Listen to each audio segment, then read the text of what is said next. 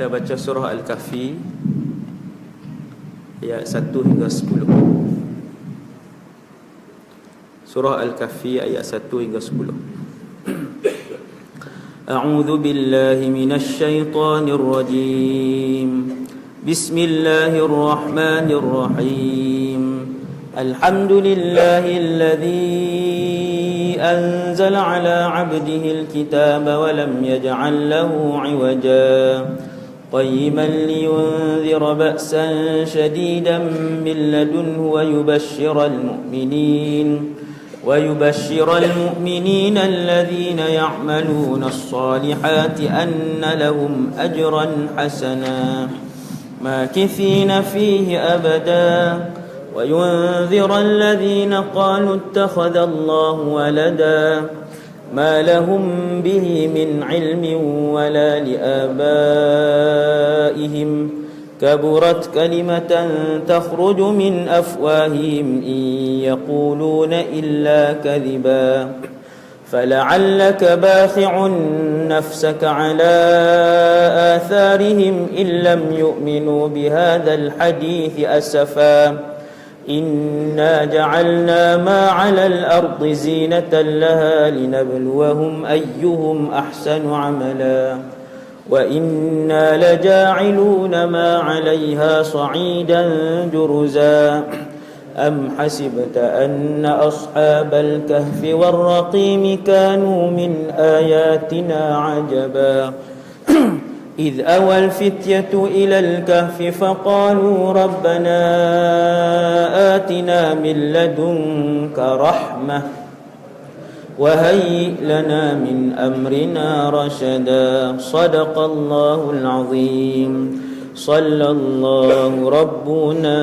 على النور المبين أحمد المصطفى سيدي المرسلين صلى الله ربنا على النور المبين أحمد المصطفى سيدي المرسلين صلى الله ربنا على النور المبين أحمد المصطفى سيدي المرسلين. أعوذ بالله من الشيطان الرجيم. بسم الله الرحمن الرحيم. الحمد لله رب العالمين والصلاة والسلام على أشرف الأنبياء والمرسلين سيدنا وحبيبنا وشفيعنا وقرة أعيننا مولانا محمد بن عبد الله الأمين وعلى آله وأصحابه ومن تبعهم بإحسان إلى يوم الدين ولا حول ولا قوة إلا بالله العلي العظيم ولا حول ولا قوة إلا بالله العلي العظيم ولا حول ولا قوة إلا بالله العلي العظيم أما بعد نويت الاعتكاف في هذا المسجد سنة لله تعالى رضينا بالله ربا kami reda Allah Tuhan kami وبالإسلام دينا kami reda Islam cara hidup kami وبمحمد نبيا ورسولا kami reda bahawa Muhammad sallallahu alaihi wasallam seorang nabi dan rasul. Terima kasih pada pengacara majlis Fadil Ustaz yang berusaha, Tuan Imam, para pegawai masjid, jawatan kuasa pelaksana ceramah jemputan pada malam ni, seterusnya muslimin dan muslimat yang dirahmati Allah Subhanahu wa taala sekalian. Ada dua hadis sahih yang Nabi sebut tentang perisai daripada bapa fitnah alam, iaitulah Ad-Dajjal. Hadis yang pertama riwayat Al-Imam Muslim, sesiapa yang menghafal 10 ayat dari awal surah Al-Kahfi, dia akan terpelihara daripada godaan serangan ataupun fitnah Dajjal. Dan dalam hadis yang kedua, juga hadis riwayat Imam Muslim, juga hadis sahih, Nabi sebut sesiapa yang menghafaz, membaca, mengamalkan 10 ayat yang terakhir dari surah Al-Kahfi, usima minad Dajjal, dia juga akan mendapat suatu perisai daripada fitnah Dajjal. 10 ayat pertama, 10 ayat terakhir surah Kahfi. Yang tu je saya mampu sampaikan. Yang lain terpulang kepada tuan-tuan untuk berusaha mengamalkan 2 tempat ini pada setiap hari, pagi dan petang. Nak cerita lebih tak boleh. Tuan-tuan amal, tuan-tuan akan nampak apa Allah akan berikan. Tuan-tuan sekalian, cerita Dajjal ini disebut oleh Rasul yang paling awal dihantar oleh Allah ke atas muka bumi ini. Rasul terawal. Kata Nabi Muhammad dalam suatu hadis yang sahih, Rasulullah sebut, tidak ada seorang Nabi pun kecuali akan memberikan peringatan keras, amaran kepada umat mereka tentang fitnah Dajjal. Semua Nabi dan semua Rasul, walaupun semua Nabi dan Rasul tahu bahawasanya Dajjal itu bukanlah keluar pada zaman mereka, dan Rasulullah sallallahu alaihi wasallam sebut dalam suatu hadis sahih yang lain bahawa akulah Rasul yang paling banyak mengetahui rahsia tentang Dajjal yang akan keluar pada zaman umatku. Kenapa Nabi yang paling banyak tahu? Kerana Dajjal itu kharijun fikum la mahalah, kata Rasulullah. Dia akan keluar pada zaman kalian kerana aku adalah Nabi yang terakhir dan kalian adalah akhirul umam, umat yang terakhir. Wa huwa kharijun fikum la mahalah, dan dia akan keluar pada zaman kalian, tidak mustahil lagi. Maka dengan sebab itu Rasulullah, alhamdulillah, Allah bagi keistimewaan lagi kepada Nabi kita Muhammad, iaitu Nabi lah yang paling banyak mengetahui tentang Dajjal. Dan betapa banyak kalinya Rasulullah memperingatkan kepada para sahabat, termasuklah satu seminar yang Nabi buat. Kalau kita sebut bahasa moden, Nabi berkhutbah daripada lepas subuh sampai maghrib. Turun solat, naik sambung khutbah. Turun solat, naik sambung khutbah. Turun solat, naik sambung khutbah. Turun solat, naik sambung khutbah. Sahabat tak sebut pun Nabi makan dan minum. Sahabat tak sebut pun mereka makan dan minum. Seminar itu, kata Hudzaifah bin Yaman, adalah berkaitan dengan peristiwa akhir zaman.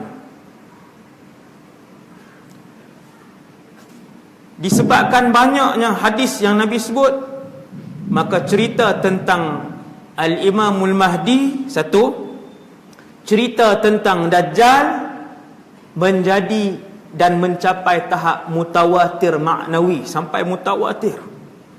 Sebab terlalu ramai para sahabat yang menyebutkan tentang kisah ini. Satu sudut yang kalau umat Islam amalkan, insya-Allah dengan izin Allah, bukan sahaja terselamat daripada fitnah Dajjal dengan izin Allah, mereka juga akan diselamatkan oleh Allah daripada ribuan anak-anak kepada fitnah Dajjal yang sudah pun bertebaran di atas muka bumi Allah, dengan mengamalkan 2 rahsia besar yang disebutkan oleh Rasulullah, iaitulah 10 ayat terawal dan 10 ayat yang terakhir. Amallah tuan-tuan. Allah bongkar, setiap hari Allah akan bongkar kepada tuan-tuan kenapa 2 tempat ini disebutkan oleh Rasulullah sallallahu alaihi wasallam, sedangkan surah Kahfi 110 ayat, 1 ayat pun tak sebut tentang Dajjal. Tak ada. Surah Kahfi bermula dengan cerita 7 pemuda beriman, kemudian 2 kawan karib, seorang yang beriman dan seorang yang tidak beriman. Kemudian kisah Nabi Musa dan Nabi Khadir alaihimas salatu wassalam. Dan yang keempat kisah Zulkarnain. Satu perkataan tak ada cerita tentang Dajjal. Maka para ulama menyebutkan bahawa surah Al-Kahfi diturunkan khusus kepada umat Nabi Muhammad sallallahu alaihi wasallam sebagai senjata yang paling ampuh di kalangan 114 surah untuk menghadapi satu ujian yang paling besar yang Nabi sebut. Tuan-tuan tengok hadis ni, Nabi kata ma baina khalqi Adam ila qiyamis sa'ah amrun akbaru minad dajjal. Tidak ada suatu urusan, tidak ada suatu fitnah, tidak ada suatu ujian yang lebih besar untuk penduduk bumi sejak daripada Adam diciptakan sehinggalah kiamat, yang lebih mencabar daripada fitnah Dajjal, yang lebih mencabar, yang lebih dahsyat, fitnah yang lebih besar, kata Rasulullah. Tak ada yang lebih hebat daripada fitnah Dajjal. Maka kata para ulama dalam surah Kahfi, Allah tak sebut pun tentang Dajjal, akan tetapi Allah sebut satu peristiwa di mana di dalam satu negeri ada 7 pemuda yang beriman. Di dalam satu negeri yang besar hanya ada 7 pemuda yang beriman. Akhirnya dipaksa oleh raja yang jahat dan zalim sampai ke tahap raja itu mengaku bahawa dirinya Tuhan sekalian alam. Payah jumpa tuan. Yang perangai macam Tuhan, perangai belagak macam Tuhan ramai. Seolah-olah dunia ini dia yang punya, seolah-olah kuasa dunia ini dia yang punya, yang tu ramai. Tapi tak berani sebut aku Tuhan sekalian alam. Antara yang berani sebut ialah raja yang memerintah pada zaman 7 pemuda Ashabul Kahfi. Raja ni panggil pemuda ni untuk berikrar di hadapan raja bahawa dialah Tuhan dan keluar daripada agama Islam ketika itu. Maka 7 pemuda ini yang hanya mereka sahaja yang beriman di situ berhimpun dan pergi ke suatu tempat menyelamatkan akidah mereka daripada raja yang zalim. Tempat yang mereka pergi bukanlah tempat yang asing, hanyalah sebuah gua di atas sebuah bukit yang tidaklah terlalu tinggi.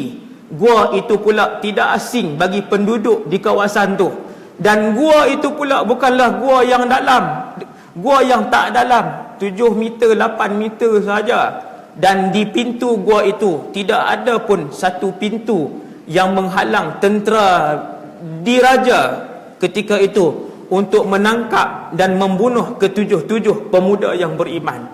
Tapi sebab yakin dengan Allah, bahawasanya yang mentadbir itu Allah, bahawasanya yang berkuasa itu hanya Allah, bahawasanya yang bergerak di atas muka bumi ini adalah dengan kehendak Allah, maka dengan senjata yang paling ringan, iaitulah senjata tidur, maka tidurlah 7 pemuda tadi. Pintu pun tak ada, siang dan malam selama 309 tahun tidak ada seorang pun daripada tentera diraja yang mampu menghampiri mereka. Ulama kata, seperti mana kumpulan pemuda beriman yang sedikit, hanya 7 orang di dalam negara tersebut berhadapan dengan satu kuasa besar, iaitulah kerajaan yang memerintah. Kerana mereka bertawakal dan percaya dengan kuasa Allah, akhirnya kekuasaan daripada Allah Subhanahu Wa Taala lah yang menyelamatkan dan melindungi mereka daripada kuasa pemerintah yang kuat tadi. Begitulah umat Islam di akhir zaman, mereka akan menjadi umat yang lemah. Dan kemudian datang Dajjal, aduwullah wa la'anahullah, sesiapa yang bertawakal dan menyerahkan urusan mereka kepada Allah, sesiapa yang meyakini dengan kekuasaan Allah, maka mereka juga akan selamat daripada fitnah Dajjal. Itu ulama sebut itu dia punya ironi kenapa disyariatkan dan disunatkan membaca dua tempat ni. Yang ayah-ayah ramai ni malam ni, ayah-ayah kan, kalau tak mau baca Waqi'ah, tak mau baca surah Al-Mulk, surah hak Nabi baca hari-hari kan banyak, hak Nabi selalu baca. Ad-Dukhan Nabi kerap membacanya, hak lain panjang, tak sempat nak baca surah Al-Kahfi. Panggil anak-anak satu keluarga tiap-tiap hari baca.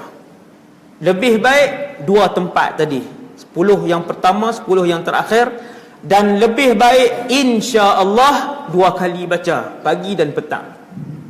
Pagi dan petang. Allah akan memberikan panduan kepada mata hati kita dalam memilih dan membezakan di antara yang hak dan juga yang batil. Tuan-tuan yang dirahmati Allah Subhanahu wa taala sekalian.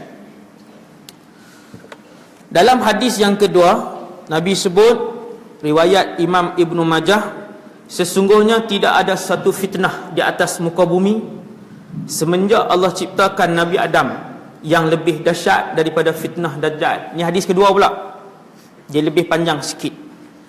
Kemudian Nabi sambung, sesungguhnya Allah Subhanahu wa taala tidak mengutus seorang Nabi pun kecuali Nabi itu mengingatkan, memberikan amaran kepada kaumnya akan ujian Dajjal.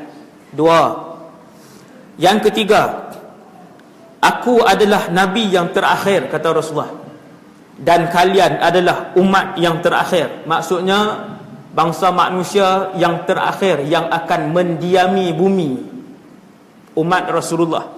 Selepas ini tidak akan ada lagi manusia yang akan mendiami bumi kerana kita adalah umat yang terakhir. Seandainya dia keluar, iaitu Dajjal, dan aku berada di kalangan kalian, maka akulah yang akan berhujah dengannya bagi mewakili setiap orang Islam. Nabi kata kalau Dajjal keluar, aku ada, akulah yang akan berhadapan dengannya mewakili kalian. Dan seandainya dia keluar ketika mana aku sudah tiada, kata Nabi SAW, Allah lah yang akan menjadi penolong kepada semua orang Islam. Kalau waktu Nabi ada pun kita bergantung dengan Allah, cumanya ketika itu Nabi membantu kita. Tapi ketika mana Nabi telah pun wafat 1400 tahun yang lalu, hadis ini dibacakan dari satu kurun ke satu kurun melalui mulut seorang ulama kepada seorang ulama, sehinggalah ke malam ini Dajjal masih belum keluar.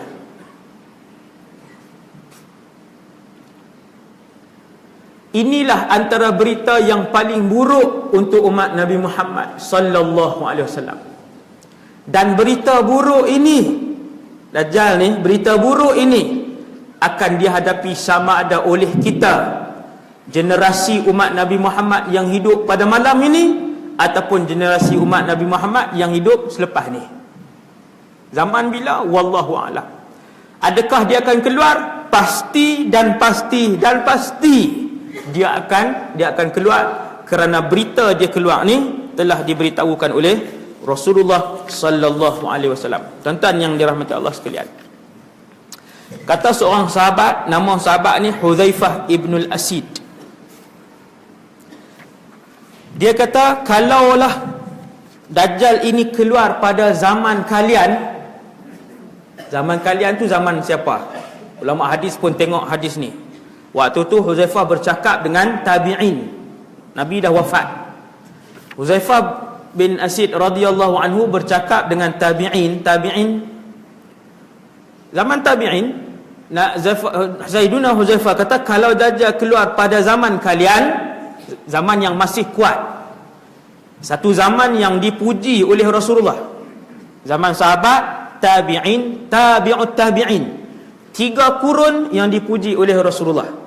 Kata Sayyiduna Hudzaifah, seandainya Dajjal keluar pada zaman ini, la ramathu sibyanu bil khazaf, nescaya kanak-kanak akan membaling batu, hanya membaling batu kepada Dajjal.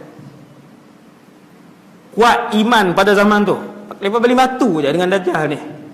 Kalau dia keluar pada 3 zaman terawal yang dipuji oleh Rasulullah. Akan tetapi, nampak? Sebutan ini bertepatan dengan hadis Nabi. Akan tetapi, kata Hudzaifah, Dajjal itu akan keluar pada satu zaman di mana umat Nabi Muhammad sallallahu alaihi wasallam yang kuat beragama hanyalah terlalu sedikit, yang berpengetahuan agama hanyalah terlalu sedikit, dan yang mempedulikan saudara se-Islam yang lain adalah terlalu sedikit. Hak beriman betul tinggal golongan yang sangat minoriti sahaja. Dengan sebab itu ramai berbondong-bondong yang akan mengikuti Dajjal. Wal-'iyadzubillah. Kenapa wal-'iyadzubillah? Kerana sesiapa sahaja yang mengikuti Dajjal, maka dia akan melaksanakan tuntutan pertama dan terakhir Dajjal, iaitulah untuk mensyirikkan Allah dan mengaku bahawa dia adalah Tuhan sekalian alam. Wal-'iyadzubillah. Habis tuan, habis. Kita tengok hadis malam ni, tuan-tuan tengok bagaimana orang ramai akan mengikuti berbondong-bondong di belakang Dajjal, aduwullah wa la'anahullah. Sebelum kita masuk hadis yang tentang cabaran pada zaman Dajjal tu, dia ni dulu saya sebut dah bulan berapa itu, sebut dah sikit bahawa Dajjal ini manusia. Dia manusia, yang tu tak ada khilaf. Yang khilaf ialah siapa ibu dan ayah dia, dan pada zaman siapakah dia dilahirkan. Yang tu khilaf, tak payah bincang. Yang paling penting dia ada ke tak? Ada. Sudah dilahirkan ke belum? Sudah dilahirkan. Sudah besar ataupun masih kanak-kanak? Sudah pun besar. Kemudian dia ni macam mana Ustaz? Dia ni minal munzarin, di kalangan makhluk yang dipanjangkan umurnya.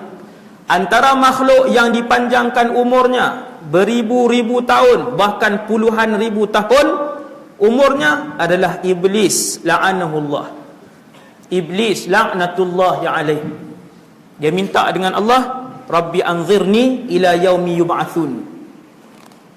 Iblis asalnya dia ada umur yang tertentu. Kemudian dia mohon dengan Allah. Ketika dia buat dosa dengan Allah, dia minta, ya Allah, panjangkan usia aku dan keturunanku sehingga hari kiamat. Iblis pun orang kata sedar diri. Sedar diri Iblis. Dia tak kata, ya Allah panjangkan umur aku selama-lamanya. Tak berani dah. Ya Allah panjangkan umur aku sehingga kiamat.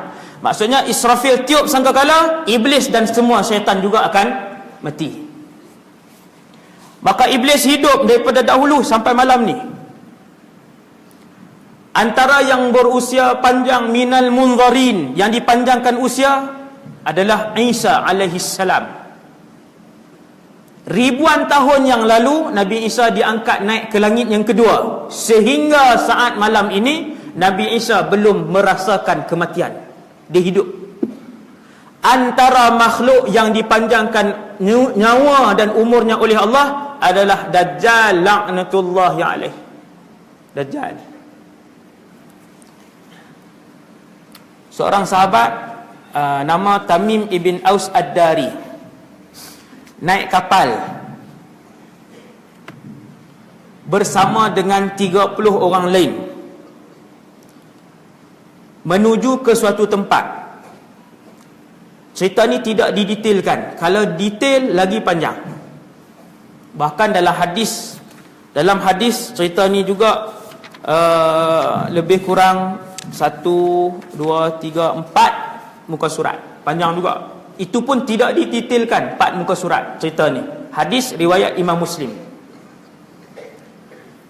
Tamim ibn Aus ad-Dari radhiyallahu anhu seorang sahabat.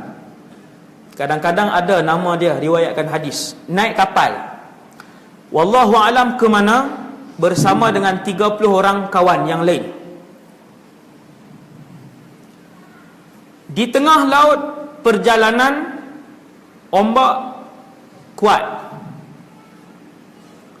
Maka Tamim dan 30 orang lagi hilang arah tujuan selama 30 hari.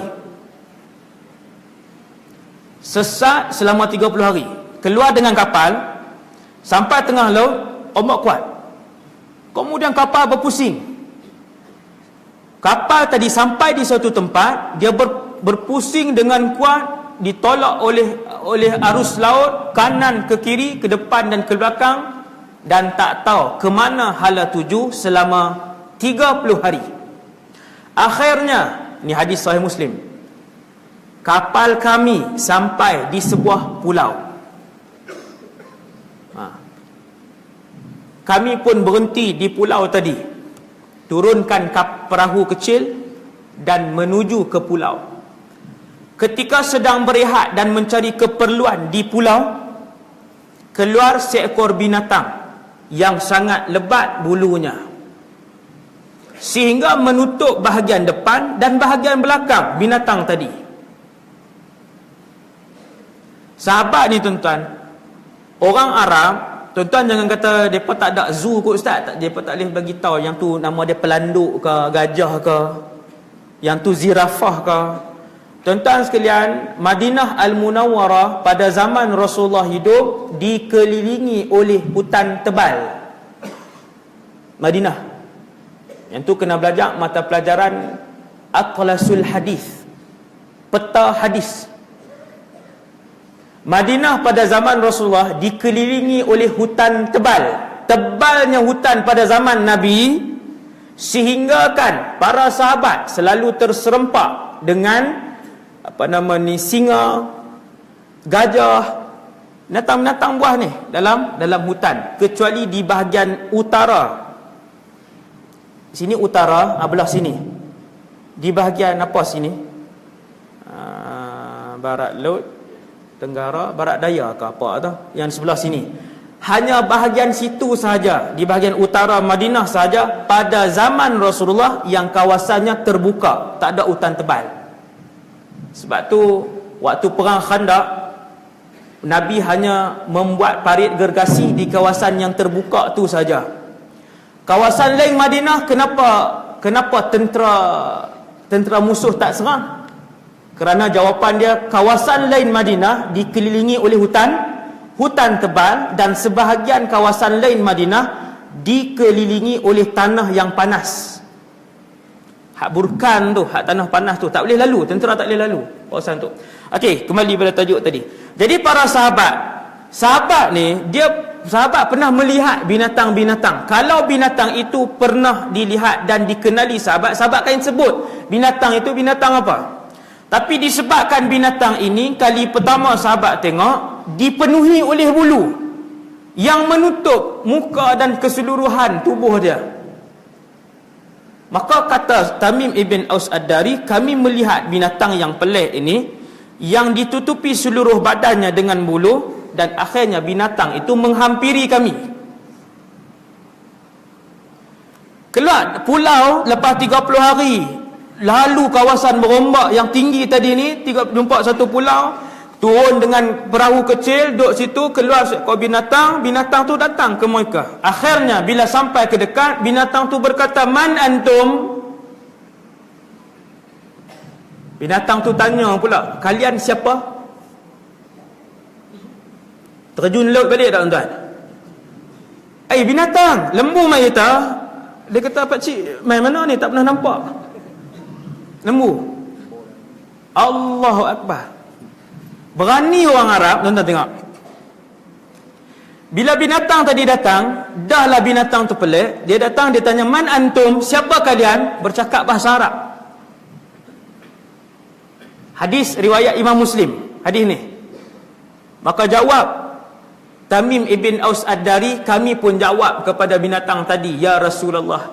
Rupanya Tamim duk cerita ke Nabi kisah ni. Nak suruh Nabi hurai apa dia ni, "Ya Rasulullah, pulau tu pulau apa? Binatang tu binatang apa? Benda apa ni yang kami duk tengok ni, ya Rasulullah?"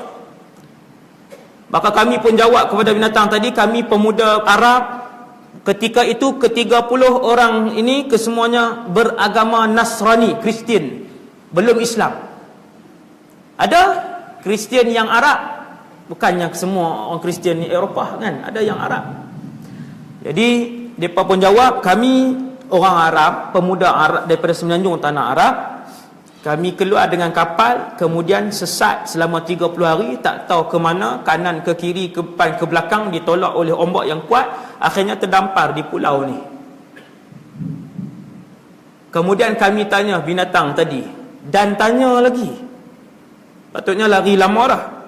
Dia tanya pula, wama anti, kamu ni benda apa? Takkan nak tanya nama apa? Maka sahabat ni Tamim bin Aus kata, kamu ni benda apa? Jawab binatang tadi, ana al-jassasah, tu nama dia. Jangan buat nama anak pula kan, Muhammad Jassasah ni nama binatang tak elok ni. Para ulama khilaf pendapat. Antara pendapatnya mengatakan bahawa Jassasah ini ialah iblis. Antara pendapatnya ialah Jassasah ini ialah iblis yang berupa. Lepas tu banyak lagi pendapat lain, macam-macam pendapat lain, banyak kan, banyak pendapat. Anal Jassasah, binatang tu kata, nama aku Jassasah. Lalu Tamim dan kawan-kawannya tanya, Jassasah tu benda apa? Apa tugas dia?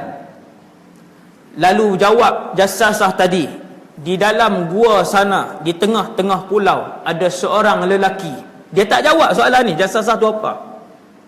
Di dalam gua, di tengah-tengah pulau, ada seorang lelaki yang sangat ingin untuk berjumpa dengan kalian. Pulau yang sebulan sesat, baru jumpa satu pulau yang tak ada manusia, tiba-tiba ada seorang lelaki di pulau tu. Sangat teringin untuk berjumpa dan bertanyakan kepada kalian. Maka jawab Tamim ibn Aus, ayuh kita berjumpa dengan dia. Punya berani orang Arab. Ayuh jom pergi jumpa pula. Dah lah duduk bersembang dengan binatang tadi. Kemudian binatang ni bawa, Jassasah ni bawa masuk sampai satu tempat.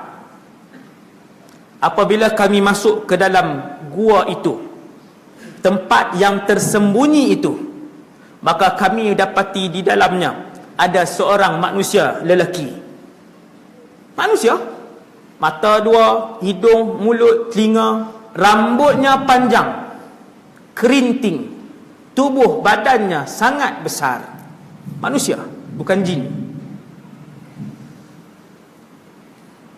Kedua-dua tangannya diikatkan dengan besi yang keras dan banyak, sehinggalah ke lehernya. Kita kalau baca bahasa Arab, kita tak tahu maksud dia macam mana. Belajar dengan guru tunjuklah, diikat macam ni. Macam ni. Dua-dua tangan tak di sini, kemudian ikat dengan rantai besi. Tak boleh bergerak sedikit pun. Dan kedua-dua kakinya dirapatkan pahanya sampai ke dada. Rapat macam tu, kemudian diikat dengan besi yang banyak. Lalu berkata lelaki itu kepada kami, man antum, siapa kalian? Kami pemuda Arab, Kristian, Nasrani, keluar daripada semenanjung tanah Arab. 30 hari kami sesat di tengah laut, cerita semua. Dan akhirnya kami jumpa dengan Jassasah di pulau kamu. Pulau kamu lah, tak ada manusia tahu tu di situ. Pulau kamu. Lalu bertanyalah mereka ni, wama anta, kamu ni benda apa? Tamim tanya, kamu ni benda apa? Duduk berseorangan di sebuah pulau yang tidak ada manusia, tak tahu berapa puluh tahun, makan ke tidak, dan bagaimana dia hidup, bagaimana dia tidur dalam keadaan yang begitu unik dan pelik. Kamu ni benda apa? Tanya Tamim dan juga kawan-kawan dia. Tanpa menjawab soalan Tamim ibn Aus, seperti mana binatang Jassasah tadi tak jawab juga, maka dia terus tanya, aku bertanyakan kepada kalian 4 soalan.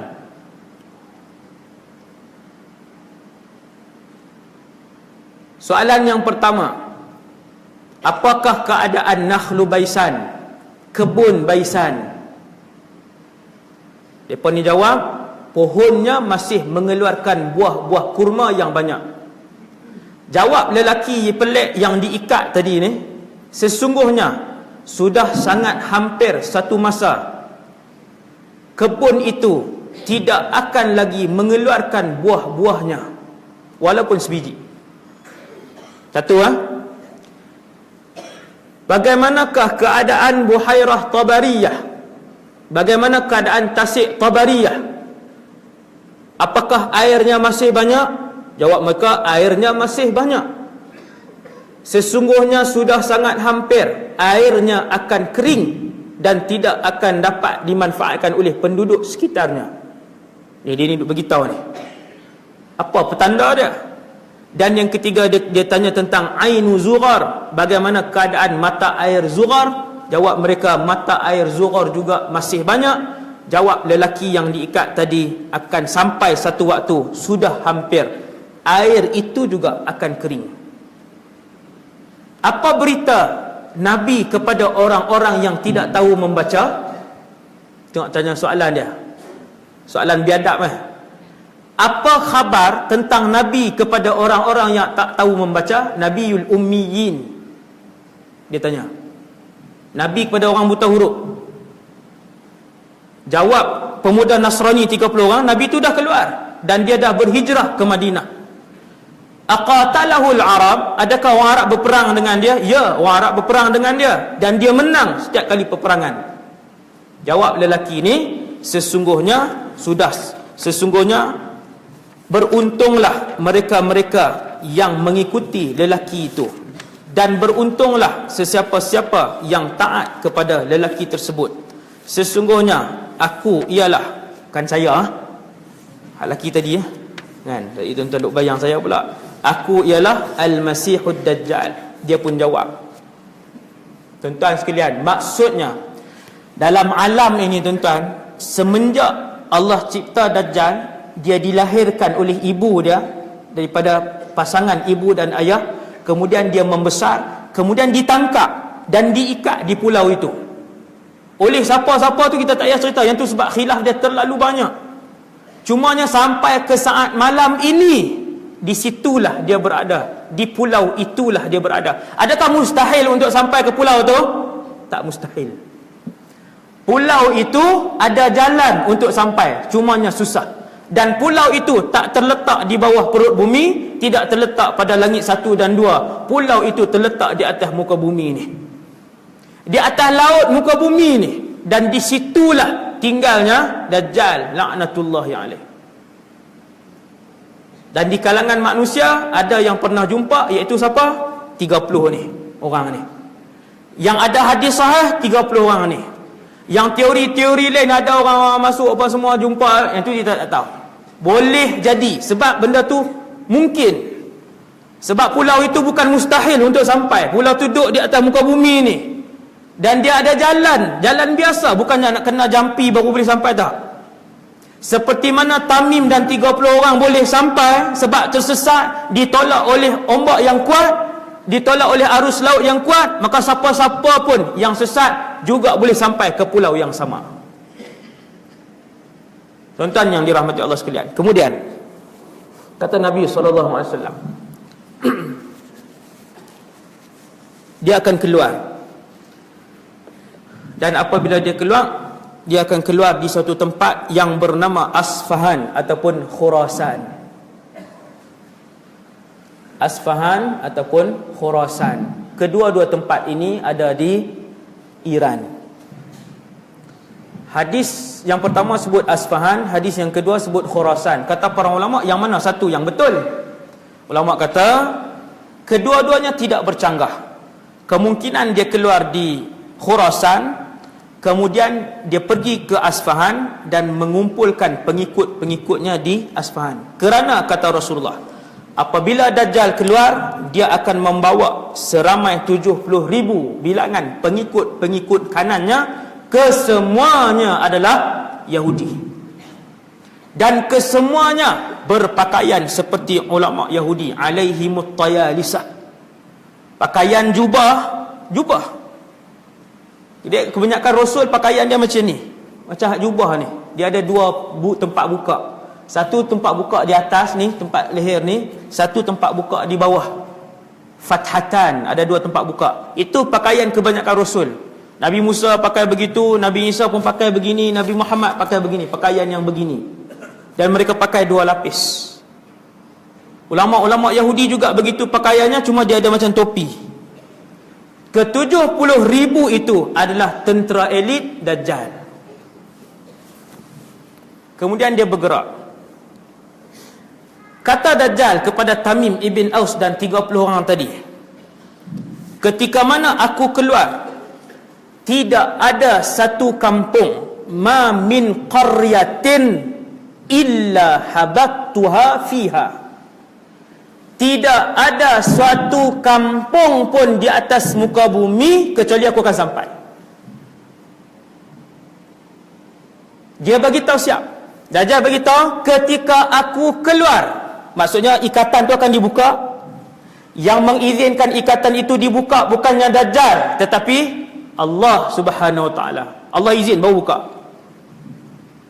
Ketika mana aku keluar, tidak ada kampung kecuali aku akan sampai. Kata Rasulullah, dia akan beredar ke seluruh muka bumi ini. Tuan-tuan jangan risaulah, di mana pun dia akan sampai. Dia akan beredar di seluruh muka bumi ini dalam masa 40 hari, kata Rasulullah. 40 hari je. Kita pun lega, alhamdulillah 40 hari. Tak habis lagi. Nabi kata hari pertama Dajjal keluar, panjang hari itu adalah seperti setahun.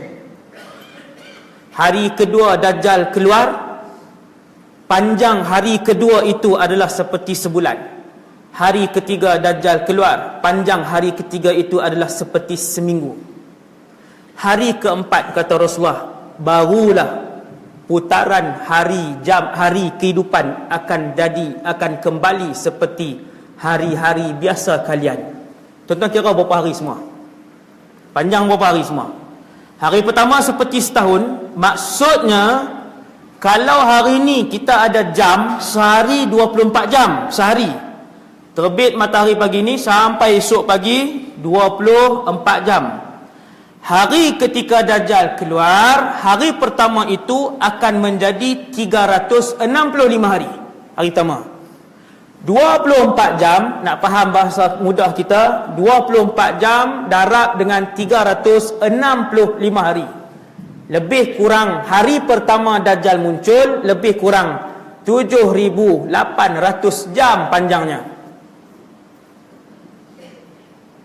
Hari pertama Dajjal muncul, panjang hari itu daripada terbit fajar untuk bertemu fajar esok, panjangnya lebih kurang 7,800 jam. Ulama kata yang Nabi sebut hari pertama macam setahun itu Nabi sebut simbolik ataupun hakikat. Maka kesemua para ulama sebut tempah itu adalah hakikat, bukan simbolik. Kerana dua soalan daripada para sahabat. Yang pertama, sahabat tanya, "Ya Rasulullah." Tengok soalan sahabat. Bila Nabi cerita bahawa hari pertama jadi macam setahun panjang dia, soalan pertama keluar daripada para sahabat, "Ya Rasulullah, apakah pada hari pertama yang panjangnya menjadi seperti setahun itu cukup untuk kami solat lima waktu pada sepanjang hari itu? Bolehkah solat 5 waktu sahaja?" Maka Nabi terus memberikan jawapan siap-siap kepada umatnya, supaya umatnya selain daripada susah ni nak berhadapan dengan zaman Dajjal yang susah itu, Nabi bagi tahu siap-siap benda apa orang Islam kena buat. Nabi jawab tidak cukup. Uqduru lahu qadrah, kalian mesti membuat anggaran di antara satu waktu solat kepada satu waktu solat yang lain.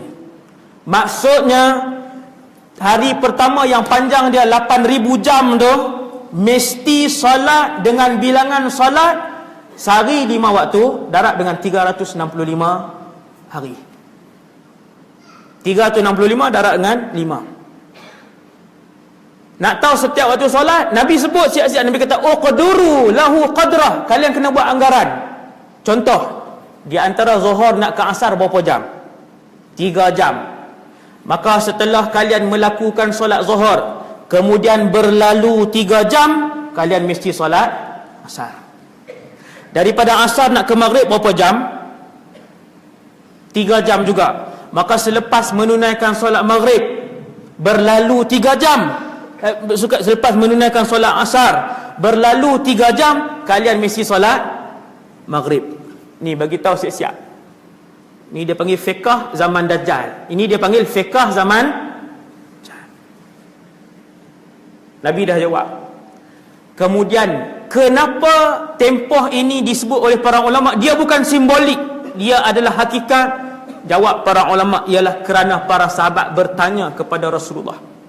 Apabila Nabi kata pada zaman Dajjal nak keluar, dekat-dekat dengan hari dia nak keluar, dia nak isytihar menjadi Tuhan, maka ketika itu kalian akan melihat kemarau yang panjang. Kemarau panjang, kemarau. Tuan-tuan, kita ni Malaysia ni walaupun banyak air sungai, air terjun, mata air banyak air. Tapi kalau Allah uji tak hujan selama 3 bulan, tuan-tuan sekalian, seluruh semenanjung termasuk Sabah, Sarawak ke Indonesia, kalau tak hujan 3 bulan, kesemua empangan di dalam Malaysia akan susut, bahkan ada beberapa negeri akan mula mencatu air. Ada satu tahun, saya tak ingat, 2-3 tahun yang lalu jadi kemarau panjang. Yang saya ingat ketika tu 2 tahun yang lepas ke 3 tahun yang lepas, ketika tu saya tengok kemarau tu beberapa negeri sudah mula mencatu air. Subhanallah. Kemudian saya tengok satu ceramah seorang ustaz ni, dia ceramah pasal akhir zaman. Dia kata mungkin inilah tanda Dajjal akan muncul. Pula dah.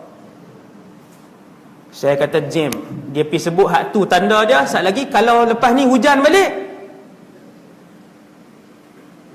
jangan spesifikkan, jangan kata inilah tanda dia yang disebutkan oleh Rasulullah bahawa Dajjal akan muncul selepas kemarau. Sekali dia hujan macam tahun ni tuan-tuan, kemarau dah lagi tahun ni, belum lagi ni hujan masih turun. Kami di utara, di belah Kedah, Pulau Pinang, hampir setiap hari hujan lebat.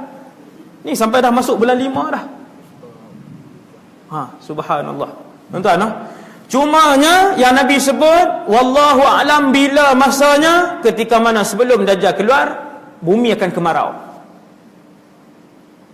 Tuan-tuan, kalau tak ada air, boleh perang tak? Boleh bergaduh tak? Boleh bergaduh. Seorang sultan di dalam Malaysia ni, dia sebut 2 bulan yang lalu, dia kata kalau air kurang boleh mencetuskan peperangan dan pergaduhan. Saya kata betul.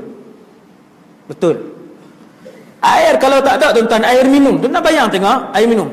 Okey, hari pertama kita bertahan dengan bekalan apa semua, kemudian kesemua empangan susut. Hujan tak turun, sungai mula susut. Kemudian makin lama sungai pun kering. Bekalan air selepas minggu habis digunakan oleh seluruh orang Malaysia dan seluruh muka bumi Allah. Mudah tak?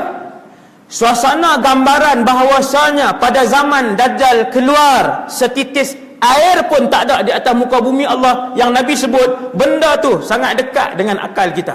Benda tu boleh dibayangkan. Tuan-tuan, Nabi sebut apabila Dajjal isytiharkan dirinya Tuhan, hari pertama itu kalian tidak akan mendapati setitis air pun. Kita duk bayang macam ni. Takkan dia keluar di Iran, di isytihar tu, terus hari tu semua ayat ni kosong, turun macam tu. Tidak. Sebelum dia isytihar itu, Allah kemaraukan muka bumi ini. Bukan Malaysia sahaja, seluruh bumi.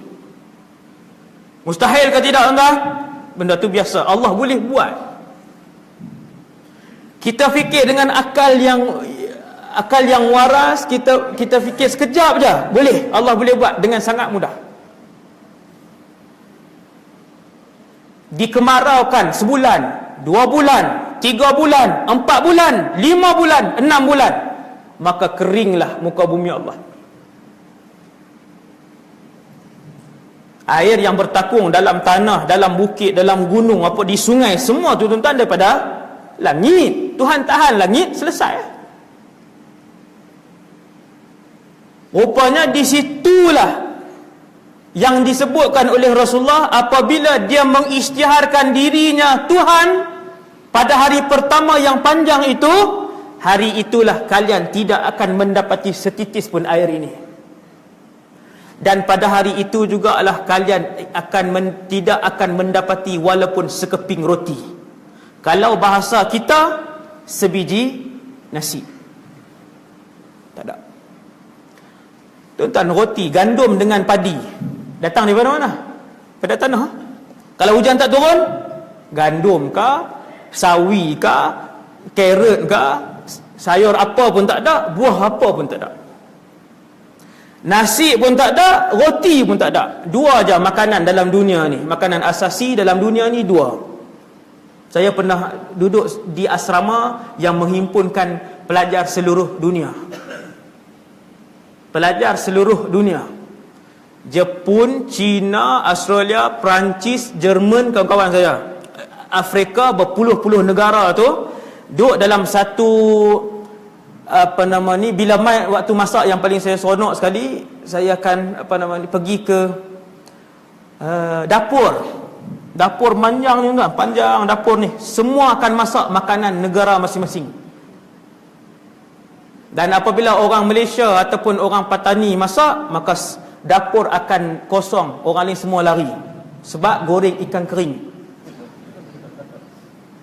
kan, dan goreng pekasam orang Kedah, Kasar hak busuk tu. Ya Allah Akbar. Memang lepas lari lah. Tuan-tuan sekalian, saya tengok makanan daripada hujung sana, kawan-kawan duk masak ni, daripada hujung dapur sana sampai hujung dapur sana, 2 saja makanan. Gandum, nasi.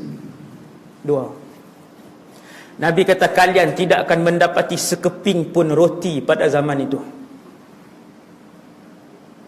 Tak lama tempoh dia tuan-tuan, lebih kurang 400 hari sahaja panjang dia. Apabila tempoh dia lebih kurang 400 hari panjangnya, maka sahabat bertanya, "Ya Rasulullah, siapa yang akan mendapat makanan?"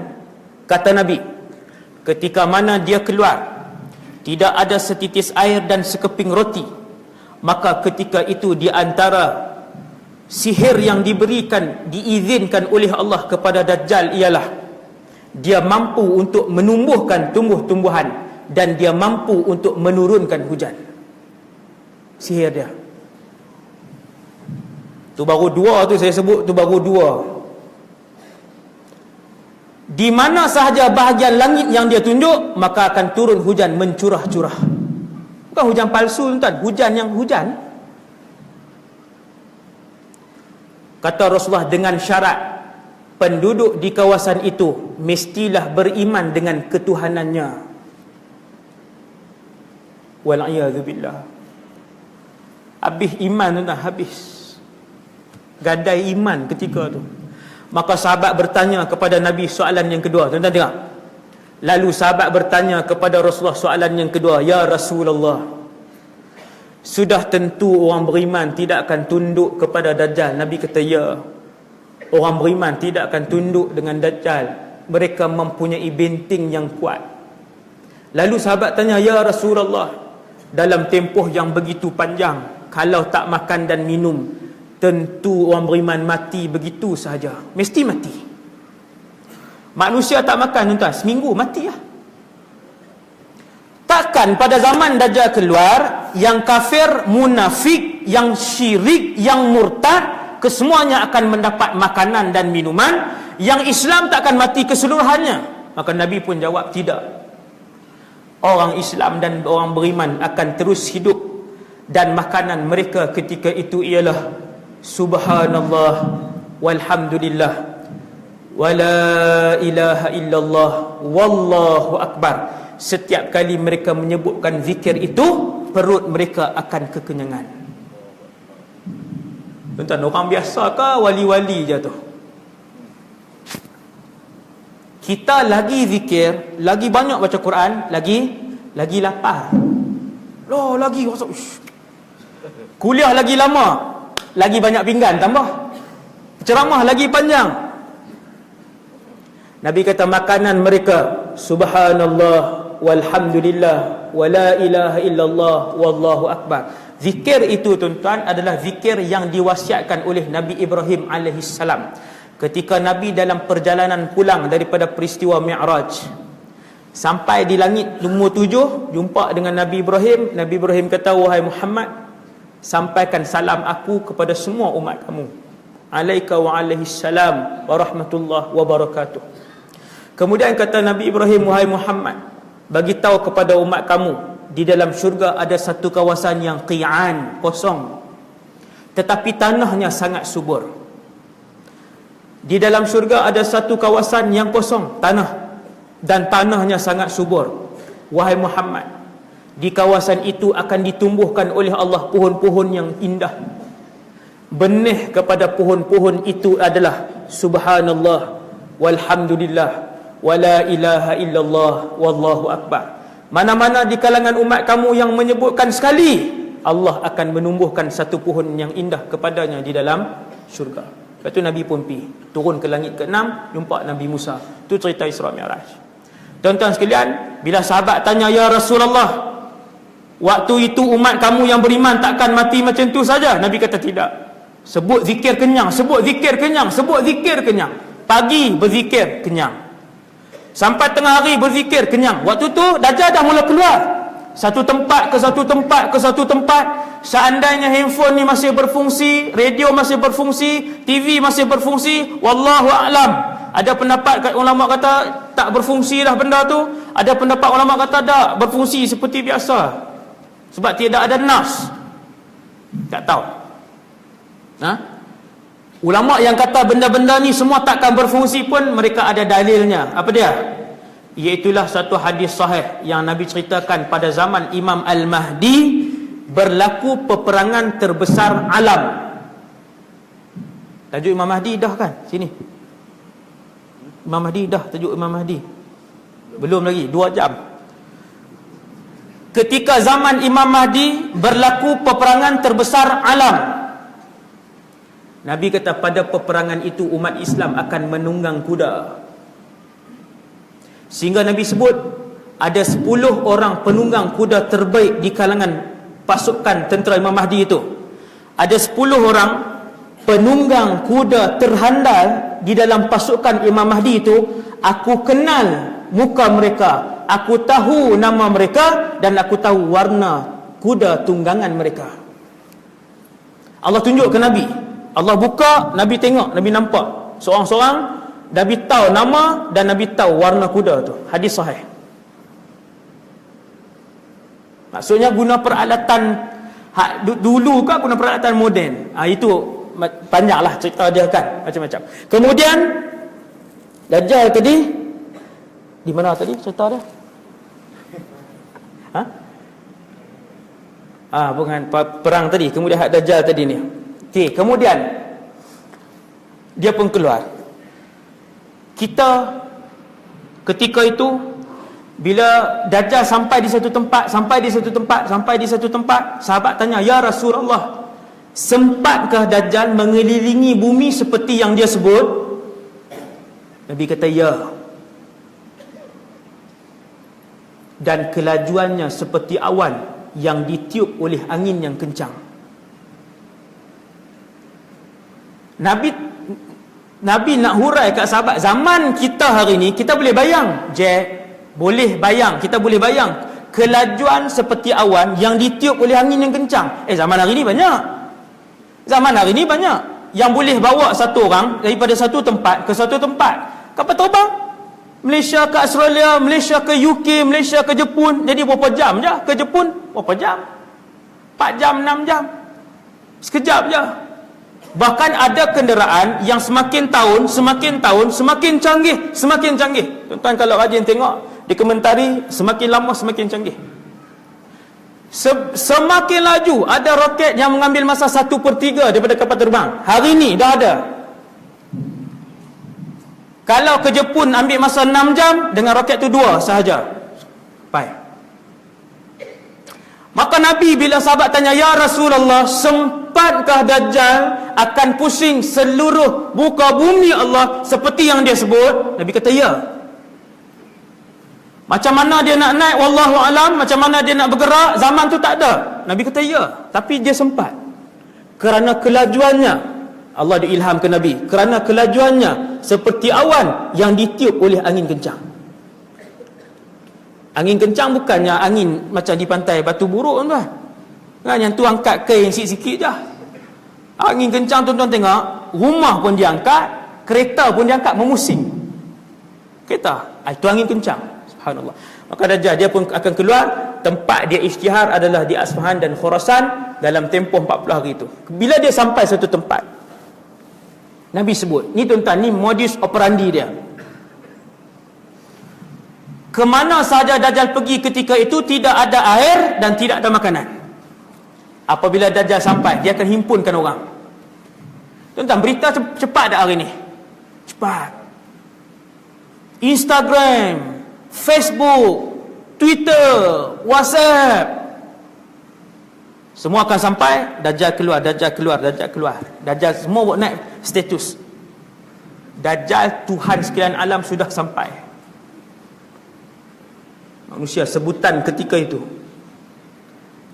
Bila dia sampai, kata Rasulullah, dia akan membawa bersama-sama dengannya kemewahan. Nabi sebut segunung roti. Kita tak boleh nak bayang, maksudnya makanan. Apabila dia sampai ke suatu kawasan, ucapan pertama Dajjal, "Alastu bi rabbikum?" Bukankah aku Tuhan kalian? Sesiapa yang mengaku bahawa aku Tuhan mereka, maka mereka akan diberikan segala kemewahan ini. Lalu Dajjal tunjuk kepada satu bahagian tanah, maka keluarlah segala isi daripada tanah itu, emas, perak dan sebagainya. Maka berduyun-duyunlah manusia membuntuti Dajjal, kata Rasulullah, seperti mana pasukan lebah yang mengikuti tuannya. Kemana saja tuannya, ketua mereka pergi, ikut. Kita kata, "Ustaz, Dajjal ni bukan dia, waktu dia keluar tu muka dia orang." Ya, muka dia manusia. Rambutnya panjang dan kerinting sampai bau, kerinting. Tubuhnya besar. Dan ketika mana dia keluar, mata kanannya buta dan jatuh sehingga ke sini. Dia jatuh sikit. Mata kanan ni buta dan terkeluar sikit. Tapi janganlah sampai sini. Itu zombie pula. Dia sini, bohong sangat kalau sampai sini goyang pula. Nabi tak sebut. Nabi kata mata kanannya tersembul keluar sini. Sikit tapi Huduh lah, bukan manusia yang kacak. Seorang manusia yang huduh, dan beliau hanya melihat dengan mata kirinya sahaja. Bercakap dan berjalan seperti manusia biasa, macam manusia biasa. Tetapi disebabkan sihirnya yang besar, sihirnya yang hebat, maka ramailah manusia yang mengikutinya. Tuan-tuan sekalian, manusia ni dia huduh macam mana pun, kalau dia ada duit, dia ada harta, dia ada dunia, dia ada kemewahan, dan dia berkuasa, manusia akan ikut dia ramai-ramai. Tuan-tuan tengok Bashar al-Assad hari ni. Tuan-tuan sebut siapa yang lebih zalim daripada dia hari ni, walaupun dia Islam Syiah, agama Syiah lah, tak sebut Islam lah, dia agama Syiah. Siapa pemimpin kafir yang lebih jahat daripada dia, yang bunuh rakyat sendiri, yang nak mencecah sejuta dah, pelarian berjuta-juta, beratus ribu tentera dia yang masih sujud kepada dia walaupun dalam keadaan jahat macam tu. Tuan-tuan tengok artis antarabangsa yang tak ada akhlak, yang memang skandal berzina dan sebagainya, tak tutup aurat, pakai ketat. Berapa juta pengikut dia. Tengok Lady Gaga, wal'iyadzubillah, dia boleh menari, buat ritual sembah syaitan apa semua. Tengok berapa juta pengikut dia seluruh dunia. Dalam Malaysia, artis yang terang-terang tak semayang, artis yang terang-terang buat sekian. Cuba tengok dia punya pengikut dia. Satu gambar je, satu gambar je 200,000 yang like satu malam. Bukan dapat gaji 10 sen pun.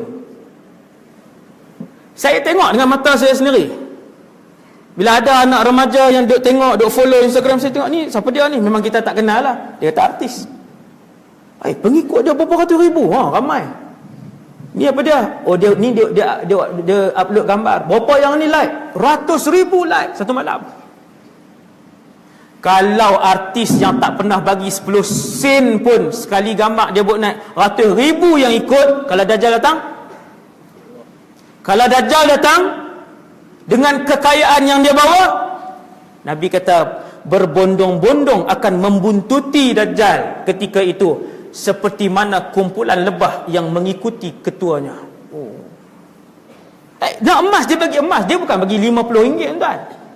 Dia bukan bagi 350. Dia bukan bagi pinjaman 15,000. Dajjal ketulan emas. Nabi kata di mana dia tunjuk, keluarlah ketulan-ketulan emas dan perak, lalu dibahagikan kepada mereka yang menyebutkan Tuhan kami Dajjal. Wal'iyadzubillah. Dia bagi. Ngaku Tuhan. Tuan-tuan bayang suasana waktu tu, ketua-ketua keluarga ni datang ramai-ramai, semua dah nak makanan, nak minuman apa semua ni. Tiba-tiba dia bagi emas pula, tapi dengan syarat sebut aku Tuhan je. Boleh? Kau bagi. Kalaulah nak tengok bola di malam akhir, di perlawanan final pun berpuluh-puluh ribu orang sanggup pergi, tuan. Final ni Kedah. Bukan nak kata kat ni sini, tapi saya pernah balik daripada KL, malam tu final. Sepanjang jalan penuh hijau kuning. Kata kat negeri sendiri. Bukan ni. Saya berfikir tentang hadis ni. Akhirnya dapat tahu bahawa malam itu lebih 25,000 orang yang pergi. Perbelanjaan seorang paling sikit adalah RM100 untuk makan, tiket dan juga tambang pergi balik. Tuan-tuan darat 25,000, darat dengan RM100.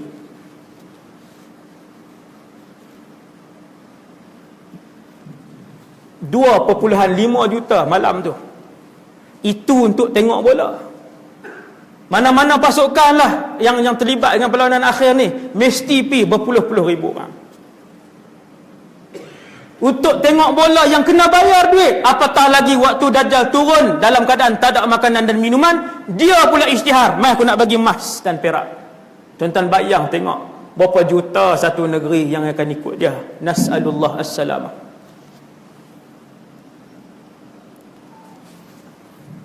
Dia sampai satu tempat, ucapan pertamanya alastu bi rabbikum. Orang-orang yang lemah iman kesemuanya akan datang berhimpun di Dajjal. Orang yang beriman akan berhimpun di rumah. Satu rumah ada 5 orang, contoh. Adakah 5-5 selamat? Tidak. Ada rumah anak dia pergi ikut Dajjal, 4 lagi selamat. Dia, isteri dan 2 lagi anak selamat. Ada rumah suami isteri selamat, anak ketiga-tiga duduk dalam perhimpunan dengan Dajjal. Ada rumah suami dan anak-anak selamat, mak pula pergi ikut Dajjal. Nabi kata sehinggakan lelaki-lelaki beriman mengikat isteri dan anak-anak perempuan mereka. Sebab yang paling ternyur dengan tawaran emas Dajjal adalah Nabi kata di kalangan wanita. Emas tu tak, bukan dia tawar ni, emas. Siapa nak ambil emas, bagi. Tentera yang ikut dia akan banyak ni, bagi. Yang mengaku aku Tuhan, mengaku, emas. Bukan kotak tisu. RM3 yang ni. Emas, ambil. Yang mengaku aku Tuhan, datang ambil emas. Yang mengaku aku Tuhan, datang ke sini ambil emas. Nabi kata wanita lah yang paling ramai sekali berlumba-lumba. Tuan-tuan bayang tengok. Ni Nabi cerita. Seorang suami yang soleh, dia duduk di rumah, duduk jaga ni anak isteri apa semua ni. Tiba-tiba dia masuk tandas ke mana sat, keluar-keluar hilang isteri dia. Update, duk selfie depan Dajjal. Pegang emas ni, selfie. Suami pun tengok, Allahu Akbar, inna lillahi wa inna ilaihi raji'un. Nabi kata ketika itu kalian akan melihat lelaki-lelaki beriman akan mengikat isteri, ibu dan anak-anak perempuan mereka di rumah. Hadis selfie tadi tak ada lah. Tak lagi dia kan pakat masuk dalam ni pula kan. Oh, ni hadis maudhu'. Yang tu tak ada. Yang tu saya buat praktikal.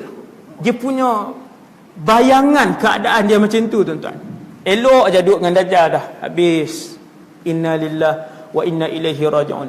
Kemudian dia pusing pergi tempat lain, dia pusing ke tempat lain. Maka kekallah orang beriman ketika tu makanan mereka ialah subhanallah walhamdulillah wala ilaha illallah wallahu akbar. Ada ayah dia selamatkan isteri dia, dia selamat anak-anak dia. Setiap kali masuk waktu makan, kesemuanya berzikir bersama dan kenyang bersama. Apabila mereka nampak Dajjal, mereka akan nampak pada Dajjal bukan mata satu, tuan-tuan. Dajjal mata dua macam ni. Mata dua manusia biasa, cumanya mata kanan buta. Apabila kamu melihat Dajjal, kata Rasulullah, kamu akan melihat di dahinya tertulis tulisan kaf fa ra kafir. Tulisan itu tidak ditulis dengan pen, tidak ditulis dengan dakwah, tidak ditulis dengan cat, tetapi tulisan itu hanya boleh dibaca dengan mata hati yang terang dan bersih. Yang ni bersih, dia cahayakan mata nampak. Orang lain tak nampak. Andainya kita melihat Dajjal dengan isteri kita, contoh, kita nampak, isteri kita tak ada. Dia Tuhan betul ni abang. Isteri kita kata lihat di dahi dia. Dulu ustaz dah sebut dah. Rasulullah dah pesan dengan kita, di dahinya tertulis kaf fa ra. Itulah Dajjal yang mengaku Tuhan dan dia adalah penipu besar. Isteri kita duduk sebelah kata tak nampak. Ya, memang bukan semua orang yang akan nampak tulisan itu. Tuan tengok. Tuan-tuan, nak tahan 400 hari tanpa makan dan minum. 400 hari tanpa makan dan tanpa minum. Siapa yang boleh tahan waktu tu? Mereka yang benar-benar beriman saja. Maksudnya munafik akan ikut Dajjal, fasik akan ikut Dajjal. Cerita dia macam ni. Dajjal pergi ke seluruh dunia, dia boleh masuk. Tak kira lah di situ ada 100 wali ke, 1000 wali ke. Macam disebutkan bumi Yaman, bumi sejuta awliya. 1 juta ke, 10 juta ke, Dajjal masuk. Ni nak beritahu tak ada tempat kecuali 2 tempat. Kata Dajjal kepada Tamim, tadi saya tak sebut. Dajjal sebut kepada Tamim, akan aku pusing setiap kampung kecuali Makkah dan Taibah. Maka Rasulullah pun sebut, Makkah itu Makkah, Taibah itu ialah Madinah, Taibah itu ialah Madinah, Taibah itu ialah Madinah. Dajjal sebut Taibah. Madinah ada banyak nama, Tabah, Taibah, Madinah, macam-macam nama dia, nama Madinah. Nabi kata inilah bumi yang Dajjal tak boleh masuk. Ketika Dajjal pergi ke ke Madinah, sampai di Madinah, dia tetap cuba masuk. Bila pergi ke Madinah, dikelilingi Madinah itu oleh para malaikat yang lengkap bersenjata. Malaikat lengkap bersenjata keliling Madinah. Maka Dajjal pusing dengan tentera-tentera elit dia. Waktu tu bukan 70,000 dah. Kau ramai yang pengikut dia, berapa ramai tuan? Keliling. Kata Dajjal, tidak ada 1 inci pun daripada bumi Madinah kecuali ada malaikat yang lengkap bersenjata. Zaman tu zaman menarik tu tuan-tuan. Kalau ketika itu kita berada di Madinah, kita akan melihat malaikat itu juga. Zaman tu zaman menarik lah.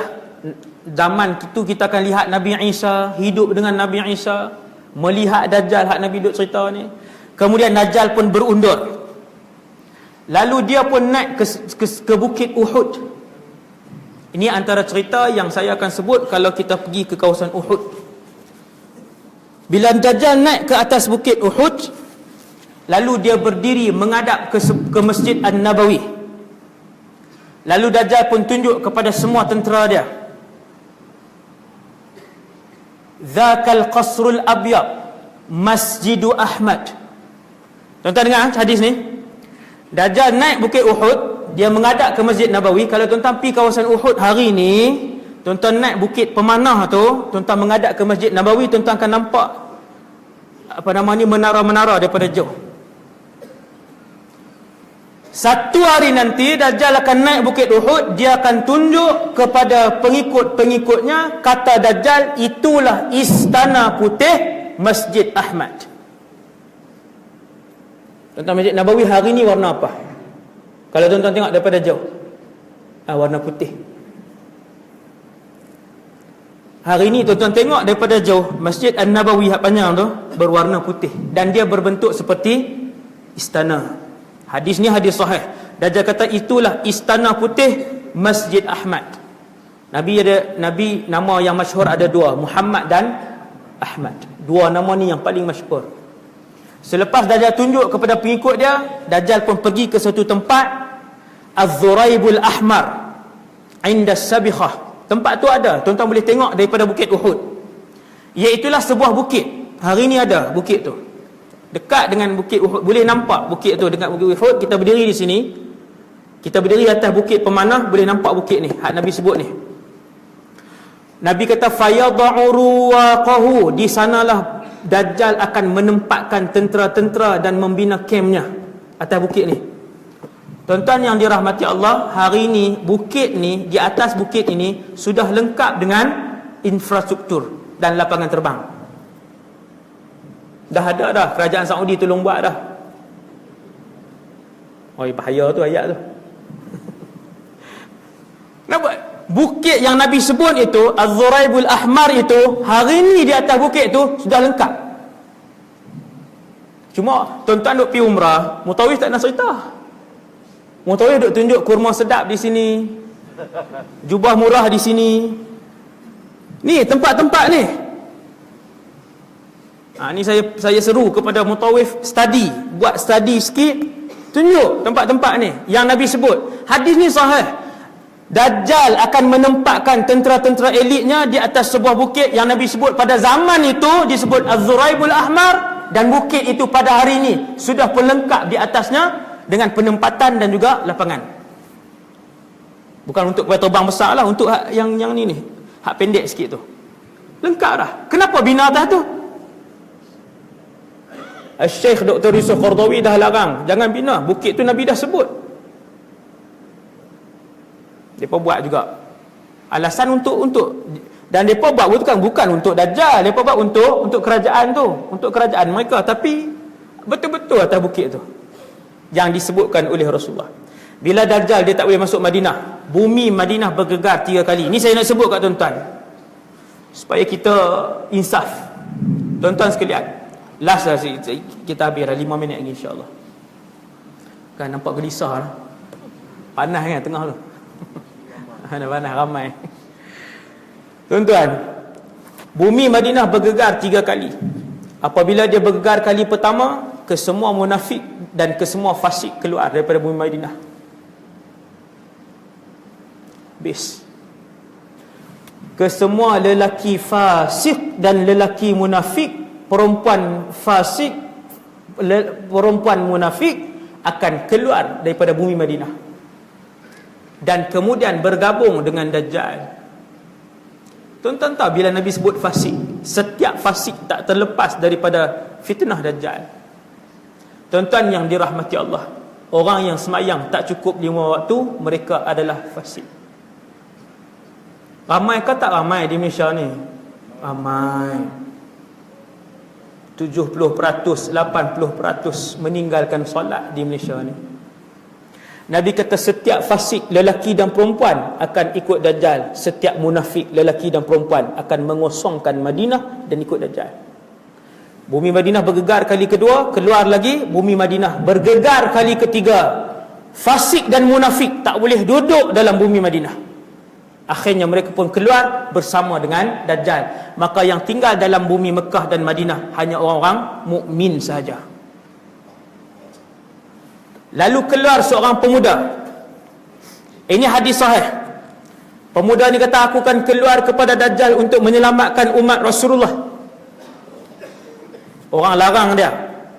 Pemuda ni tetap keluar daripada Madinah. Dia tetap keluar. dia pun pergi ke penempatan Dajjal, sebab Dajjal buat camp dia di Zuraib Ahmar, Sabikhah tadi ni, nama tempat.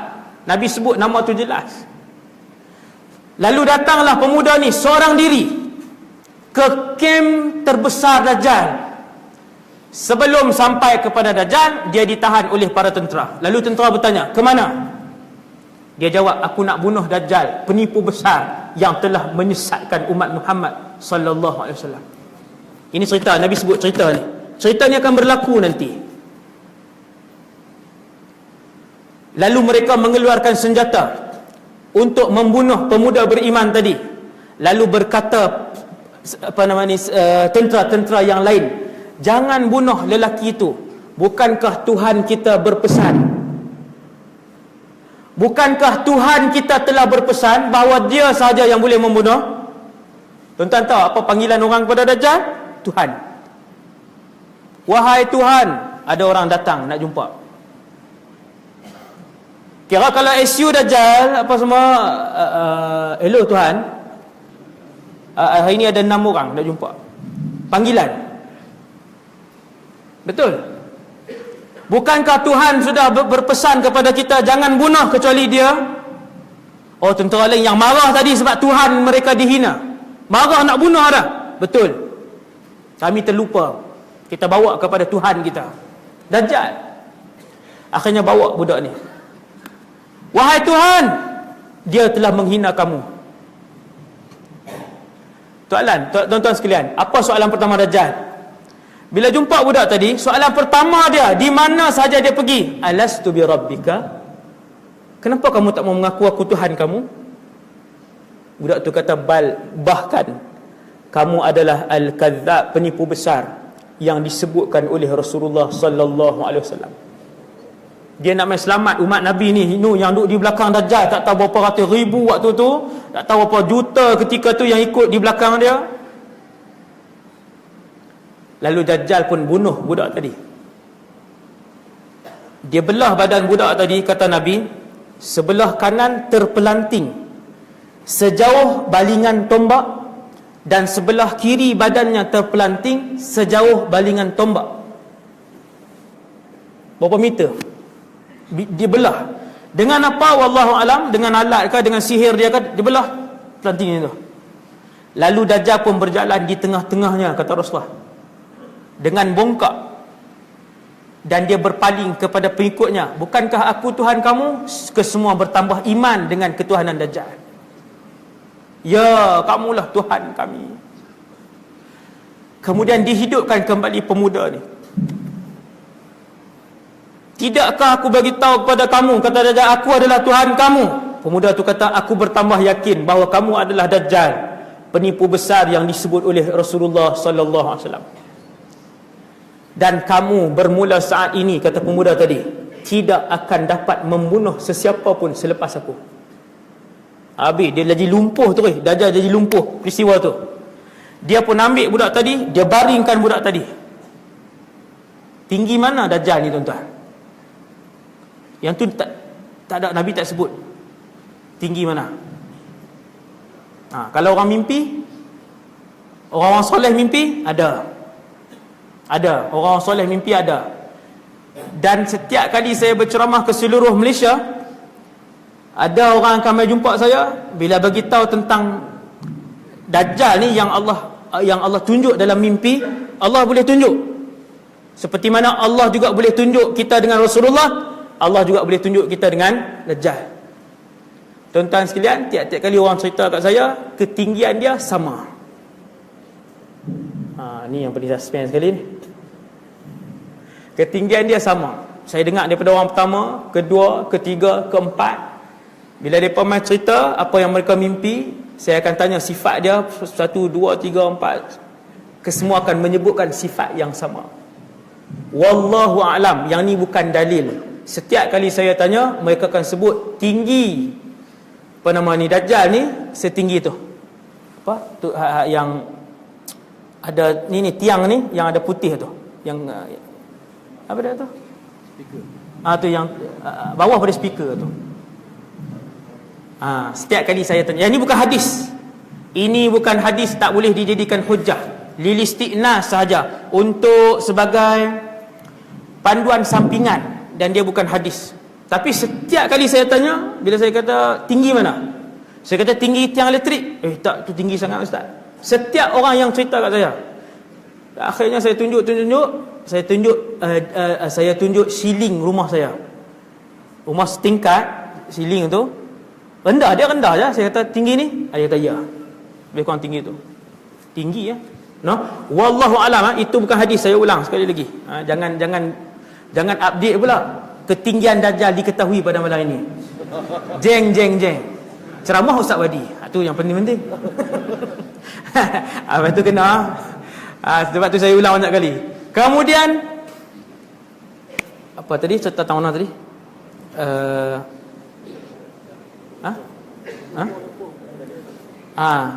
Budak tadi, Dajjal baringkan dia, lalu disembelih budak tadi.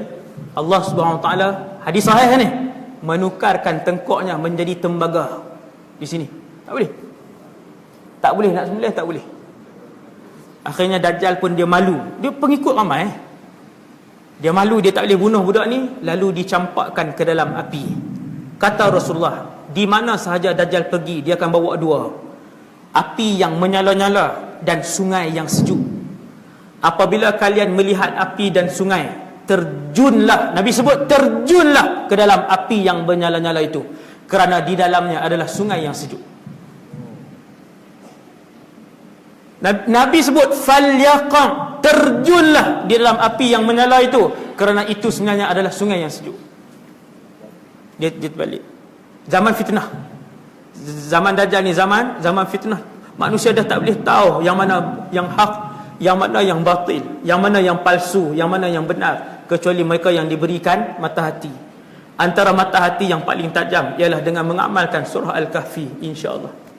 Akhirnya Dajjal pun dia dikejar oleh Nabi Isa alaihissalam dan dibunuh di habis tu ni. Saya ambil hak penutup tu. Dia buat dah, tuan-tuan. Akhirnya Nabi Isa pun turun daripada langit yang kedua, solat di Damsyik, Syria, bersama dengan pasukan mujahidin. Habis sembahyang subuh, ataupun dua riwayat, kedua-duanya sahih. Habis sembahyang subuh, keluar, buka pintu masjid, depan sekali ada Dajjal. Bila Dajjal tengok Nabi Isa, dia pun berlari sekuat-kuatnya. Antara mukjizat Nabi ialah sesiapa sahaja yang menghidu wangi-wangian tubuh badan Isa, maka orang kafir itu akan mati serta-merta. Mukjizat dia. Akhir zaman nanti mukjizat Nabi Isa. Siapa bau wangi-wangian Nabi Isa di kalangan orang kafir, mati. Bila Dajjal nampak, dia terus lari, dia laju. Dia pergi ke Palestin. Syria tepi Palestin. Kesemua pengikut dia, tentera-tentera elit dia lari ke Palestin. Dajjal dikepung di Babul Lud dan dibunuh oleh Nabi Isa. Kemudian pengikut-pengikut dia dibunuh oleh tentera-tentera mujahidin yang berbaki, termasuklah ketika tu Imam Mahdi. Waktu itulah tentera-tentera Yahudi dan tentera bukan Islam berselindung di sebalik batu dan pokok. Kesemua batu dan pokok bercakap ketika itu, wahai tentera Islam, datanglah, di belakang aku ada Yahudi, mai bunuh dia. Kecuali satu jenis pokok itu adalah pokok gharqad, kerana dia adalah pokok Yahudi dan dia tidak bercakap kepada tentera Islam. Balik cari ingat pokok gharqad. Boleh tengok pokok gharqad tu. Paling banyak di Israel. Paling banyak pokok tu di Israel, dan akhirnya dibunuh Dajjal oleh Nabi Isa. Walhamdulillahirabbil alamin. Kadar tu dulu insya-Allah ceramah saya pada malam ni. Moga kita mendapat iktibar daripada apa yang saya sampaikan. Subhanakallahumma bihamdik, asyhadu an la ilaha illa anta, astaghfiruka wa atubu ilaik. Bismillahirrahmanirrahim. Al-'asr, innal insana lafi khusrin illa alladhina amanu wa amilus solihati wa tawassaw bil haqqi wa tawassaw bis sabr. Bismillahirrahmanirrahim. Alhamdulillah wassalatu wassalamu ala Rasulillah wa ala alihi washabbihi wala. Allahumma 'allimna ma yanfa'una, ya Allah, ajarkanlah ilmu yang bermanfaat kepada kami. Wanfa'na bima 'allamtana, ya Allah, manfaatkanlah ilmu yang Kau curahkan kepada kami. Wazidna ilman wa amalan wa ikhlasan fi hayatina. Tambahkanlah kepada kami, ya Allah, ilmu, amal ibadah dan keikhlasan dalam kehidupan kami. Selamatkanlah kami ya Allah, anak-anak kami dan isteri kami, ahli keluarga kami daripada segala fitnah dunia dan juga fitnah dajjal. Walhamdulillahirabbil alamin. Assalamualaikum warahmatullahi wabarakatuh.